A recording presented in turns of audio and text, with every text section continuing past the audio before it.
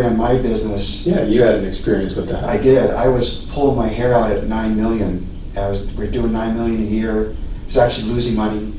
Jeez. And I was miserable. Angry customers, angry people in departments, losing some money even though doing that amount of volume. And it's because the people I hired just weren't good at their jobs. And out of frustration, I hired a business coach. He actually found me. Mm-hmm. And didn't even know I needed one. He started talking to me and uncovering, he very delicately uncovered my challenges and my frustrations. He found the holes. He found the holes, and some of it I wasn't even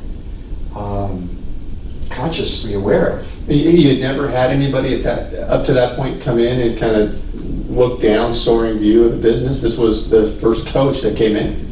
I'd had other people come in, but they were all about policies and procedures. Oh, right. But when you have that and you don't have the right people, they just stick that stuff in a drawer and Right.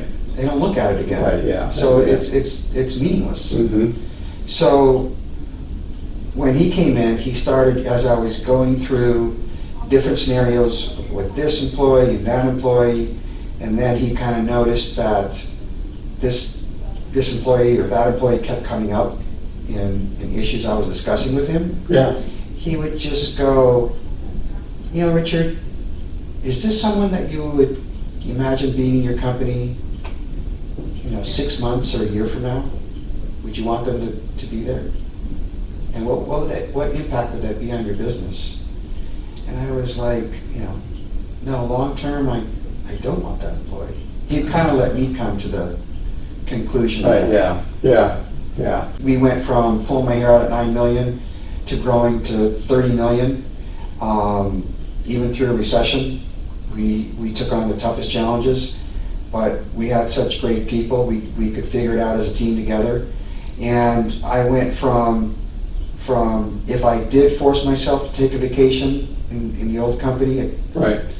when I got off the plane and turned on my phone, I had at least 1 to 3 fires I had to put out when I got to my vacation destination, and I was fairly miserable the whole time on my vacation. I was taking very little, 1 a year. It's not quality time. Wasn't quality time with my family. I wasn't present. Mm-hmm. I was frustrated all the time.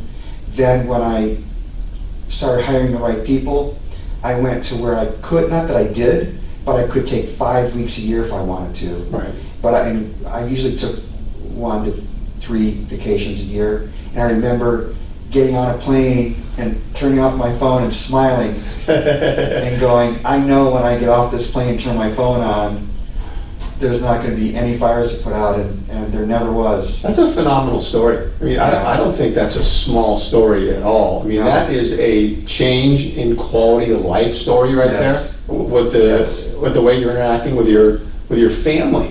Yes. Because you made the right decisions at the company. Yes. On the people side of it. Yes. It's an amazing story. That's great. I mean, I imagine anybody listening, probably that's a good nugget for them to think about. My wife noticed, I had already made the changes about 6-7 years before we got together. I just got married 5 years ago. And she goes, I just noticed when you come home from work, you leave that behind. And That's great. It's so That's rare, great. but it's because the people are so good at what they do. As a matter of fact, the business often ran better when I wasn't there.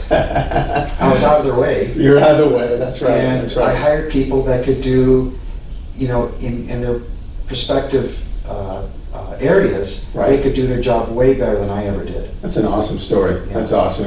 My takeaway here is it's about the people. It is. I mean, you can change the systems, can be awesome. Yes. It's plow money into systems and all that Yes. software, but if you Yes. have the wrong people, that ain't gonna matter.